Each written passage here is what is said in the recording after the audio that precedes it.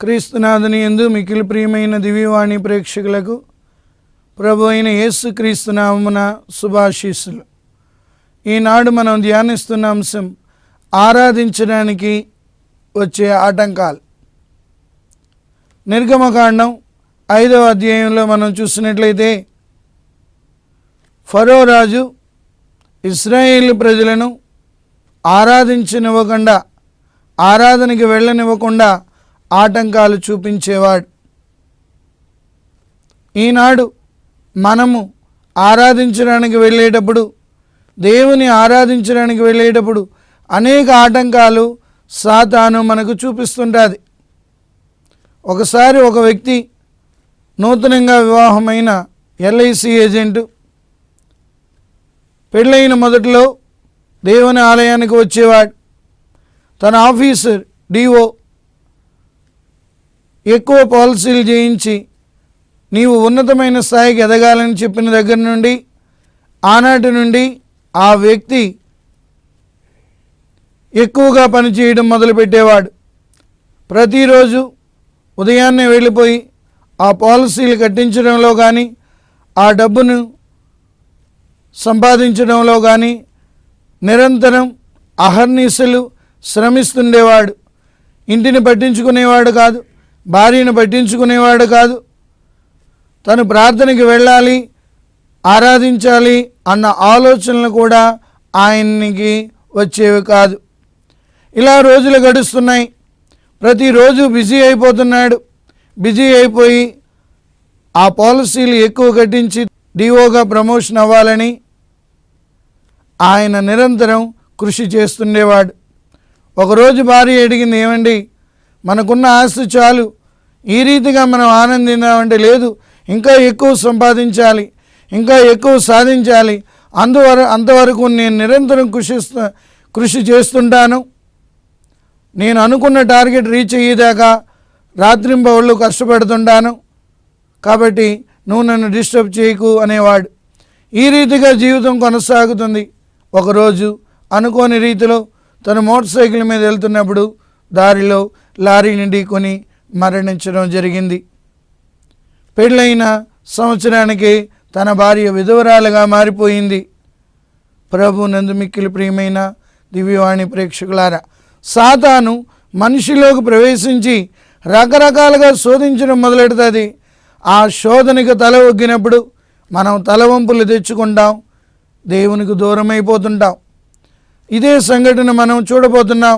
నిర్గమకాండం 5వ అధ్యాయంలో మోషే అహరోనులు వెళ్ళి మేము దేవుని పేరిట ఉత్సవం చేయాలి, ఆరాధించాలి అన్నప్పుడు ఆయన అంటున్నాడు, నేను మిమ్మల్ని వెళ్ళనీయను.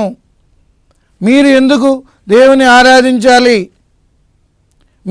మీరు పూజించాలా, ఎవరా దేవుడు, ఎవరా యావే అంటూ ఫరో రాజు వెర్రవీగుతూ మాట్లాడుతుంటాడు. అంతేకాకుండా ఇశ్రాయేలు ప్రజలు ఖాళీగా ఉన్నందుకే ఒకవేళ దేవుని ఆరాధించడానికి వెళ్తున్నారేమని చెప్పి తనతో ఉన్న పనివారులతో చెబుతుంటాడు, మీరు వాళ్ళకి ఆరాధనకి వెళ్ళనివ్వకండి, వాళ్ళు ఖాళీగా ఉన్నందుకేమో ఆరాధనకి వెళ్ళాలి, దేవుణ్ణి ఆరాధించాలి అంటున్నారు అంటూ ఆటంకాలు పెడుతుంటాడు. ఈరోజు మనం దేవాలయానికి వెళ్ళాలంటే అనేక ఆటంకాలు ఎదురవుతున్నాయి. ఆఫీస్ పనుల వలన, లేకపోతే మనకున్న బిజీ షెడ్యూల్డ్ వలన ఆదివారం పని వచ్చేటప్పటికి ఏదో ఒక పని ఎదురవుతుంటుంది. ఆ పనిలో ఈ ఆదివారం ఏం వెళ్తాంలే, ఇప్పుడేం ఆరాధిద్దాంలే, తర్వాత ఇప్పుడు వెళ్ళొచ్చులే అంటూ ఆరాధనను పోస్ట్పోన్ చేస్తుంటాము. ఈ రీతిగా దేవుణ్ణి ఆరాధించే బిడ్డలమి దేవునికి దూరం అవుతుంటాము. సాతాను ఫరోరాజు రూపంలో ఉండి మనకి ఎక్కువ దేవుని ఆరాధించనివ్వకుండా ఆటంకాలను చూపిస్తుంటుంది. అందుకే 1 పేతురు 4వ అధ్యాయము 8వ వచనంలో 5వ అధ్యాయం 8వ వచనంలో మెలకువతో జాగరూకులయ్యుండు. మీ శత్రువుకు సాతాను గర్జించుచున్న సింహం వలె తిరుగుచున్నది, ఎవరినేని కబళింప చూచుచున్నది.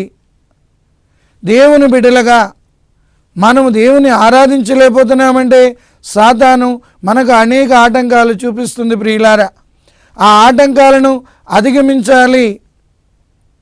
ఇక్కడ వెళ్ళనీయడం లేదు.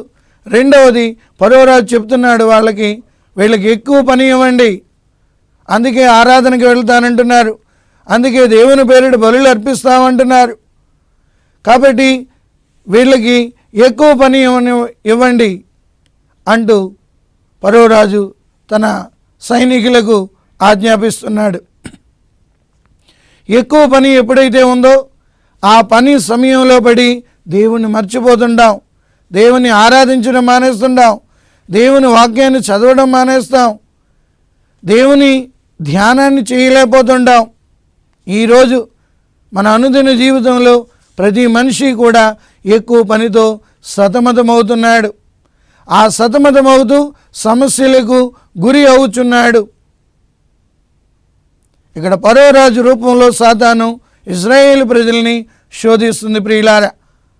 వెళ్ళనీయొద్దు, దేవుని ఆరాధించడానికి వెళ్ళనీయొద్దు, దేవుని ప్రార్థించడానికి వెళ్ళనీయొద్దు, దేవుని పేరిట ఉత్సవం చేయడానికి వెళ్ళనీయొద్దు అంటూ సాతాను చూపే ఆటంకాలు మోషే, ఫరో, అహరోనులు చూస్తున్నారు. వెళ్ళనీయకుండా వీళ్ళకి ఎక్కువ పని ఇవ్వడం మొదలుపెట్టాడు ఫరోరాజు. ఎక్కువ ఇటుకలు చేయండి, గడ్డి కూడా వారినే కోసుకొనివ్వండి. ఈరోజు మన అనుదిన జీవితాల్లో ఉద్యోగరీత్యా, వ్యాపారం రీత్యా మనం కూడా తన మునకలైపోయే పనులు ఎదురవుతున్నాయి.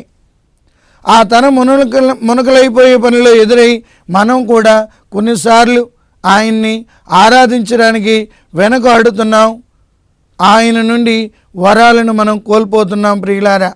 దేవుని బిడ్డలు ఎలా ఉండాలంటే ఆయనతో సమయాన్ని గడిపే వ్యక్తులుగా ఉండాలి, ఆయన్ని ఆరాధించే బిడ్డలుగా ఉండాలి.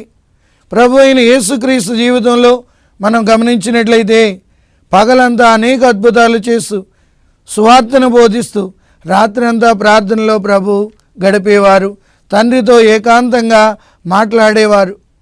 పగలంతా పనిచేస్తూ పగలన్నీ కార్యాలు చేసుకుంటూ రోగులను స్వస్థపరుస్తూ దెయ్యాలను పారద్రోలుతూ అద్భుత కార్యాలు చేస్తూ రాత్రిపూట ఏకాంతంగా ప్రభు తన తండ్రితో గడిపేవారు.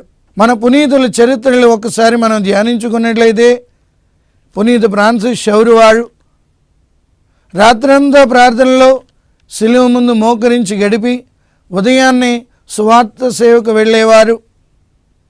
సమయం ఈరోజు మనం ప్రార్థించడానికి సమయం దొరకలేదు ఫాదర్, దేవుని వాక్యం చదవడానికి సమయం దొరకలేదు ఫాదర్, దేవుని మందిరానికి రావడానికి, దేవాలయానికి రావడానికి సమయం దొరకలేదు అంటూ మనం సాకులు చెబుతున్నాం. కారణం సాతాను మనలో ప్రవేశించి రకరకాలుగా శోధించడం మొదలు పెడుతుంది ప్రియులారా, దేవుని బిడ్డలారా. కాబట్టి సాతానుని ఆలోచనలు ముందుగా మనం పసిగట్టాలి. దాంట్ని తిప్పుకొట్టగలిగే శక్తి మనకు కావాలి అంటే మొదటగా దేవుని ఆరాధించే వ్యక్తులుగా తయారవ్వాలి. ఎప్పుడైతే దేవుని ఆరాధించగలుగుతామో ఆయన నుండి మనం శక్తిని పొందుతాం. పగలంతా సూర్యుని నుండి శక్తిని చంద్రుడు పొంది రాత్రులు ప్రకాశించిన రీతిగా మనము కూడా దేవుణ్ణి ఆరాధించి ఆయన నుండి శక్తిని పొంది ఆ శక్తితో మన కుటుంబ జీవితాలను, మన వ్యక్తిగత జీవితాలను, మన సంఘ జీవితాలను బాగు చేసుకోగలిగే బిడ్డలుగా తయారవ్వాలి. మన పునీతులందరూ కూడా దేవునితో ఎక్కువ సమయం గడిపిన తర్వాతనే వారు వారి కార్యాలు నెరవేర్చుకునేవారు. అందుకే వారి మాటకై అద్భుతాలు కోకొల్లలుగా జరిగాయి. ఎందుకంటే మనం దేవుని బిడ్డలమన్న సంగతిని మర్చిపోకూడదు. క్రైస్తవుడు అనగా చీకటి నుండి వేరు చేయబడ్డ వ్యక్తి, పాపపు జీవితం నుండి పరిశుద్ధ జీవితానికి పయనించే వ్యక్తి. అటువంటి జీవితాన్ని మనం కొనసాగించాలి. ఇక్కడ ఇశ్రాయేలు ప్రజల జీవితంలో వాళ్ళని ఆరాధనకి వెళ్ళనివ్వకుండా అడ్డుకుంటున్నప్పటికీ వాళ్ళకి ఎక్కువ సమయం లేకుండా చేసినప్పటికీ వాళ్ళు దేవుని వైపు తిరగడం మొదలుపెట్టారు. దేవుని ఆరాధించడానికి తాతలాడి ఉన్నారు. ఈరోజు మనకి సమయం ఉన్నప్పటికీ కూడా దేవుని ఆరాధించాలంటే అశ్రద్ధ. ఆ అశ్రద్ధ వలన అనేక వరాలను మనం కోల్పోతున్నాం ప్రియులారా. అందుకే ప్రభు కూడా మార్కు శుభవార్త 1:35 ఆయన వేకువజామునే లేచి నిర్జన ప్రదేశమునకు పోయి ఏకాంతంగా ప్రార్థించడం మొదలుపెట్టారు. ఈరోజు మన కుటుంబ జీవితాలు కానీ, మన సంఘ జీవితాలు కానీ, మన వ్యక్తిగత జీవితాల్లో కానీ దేవునికి తగిన సమయాన్ని కేటాయించగలుగుతున్నామా? ఎప్పుడైతే దేవునికి సమయాన్ని కేటాయించినప్పుడు దేవుని ఆత్మ మనతో వాసం చేస్తుంటుంది. ప్రార్థించేవాడు పని చేయగలడు, దేవుని యొక్క వరాలను అందుకోగలడు. ఆ అందుకోవాలి అంటే దేవుని నుండి శక్తిని మనం పొందుకోవాలి. ఎడతెగకుండా ప్రార్థించండి. అందుకే పునీత పౌలు తెస్సలోనిక ప్రజలకు రాసిన లేఖ 5:16-17 సర్వదా సంతోషముగా ఉండుడు, సదా ప్రార్థింపుడు. కావున ప్రియులారా, ఇశ్రాయేలు ప్రజల జీవితాలలో ఫరో రాజు వాళ్ళని ఎన్నెన్నో బాధలు పెట్టేవాడు. ఆరాధనకి వెళ్ళనివ్వకుండా ఎక్కువ సమయం పనిలో గడపడానికి వారికి సమయాన్ని కేటాయించేవాడు, బలులు అర్పించడానికి తావిచ్చేవాడు కాదు. సో ఈ రీతిగా ఈరోజు అదే ఫరో రాజు సాతాను రూపంలో మనల్ని కూడా శోధిస్తుంది. ఈ బ్రేక్ తర్వాత మనం మళ్ళా దైవవాక్యాన్ని ధ్యానిద్దాం.